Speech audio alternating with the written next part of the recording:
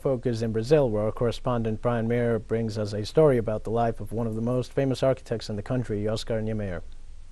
Bolsonaro has made a name for himself through decades of fascist anti-communist hate rhetoric and threats against anyone who he decides to call a communist. But in the last 3 years since he became president of Brazil, he's been living and working in buildings designed by one of the nation's most famous communists, architect Oscar Niemeyer.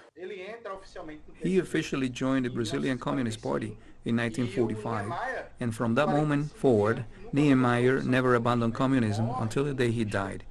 He was a friend of Fidel Castro and many other important socialist leaders. Fidel Castro even once said that he and Niemeyer were the last communists on earth.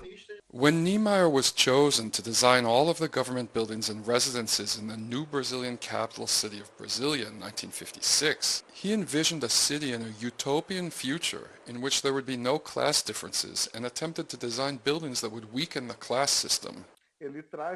He was influenced by the Russian vanguard architects who exploited the relationship between public and private architecture, opened up internal space to the outside with pillars, open floor plans, and glass facades. And it is this transparency that we see in the architecture of Brasilia.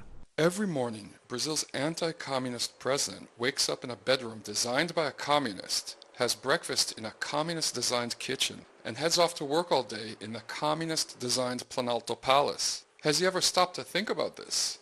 I don't remember ever reading about any opinion of Bolsonaro's on the works of Oscar Niemeyer in Brasilia, but this doesn't surprise me because whenever an important Brazilian cultural figure dies, he never says a word about it, and he doesn't have the mental capacity to understand these works anyway. Brian Mayer, teleSUR, Brasilia.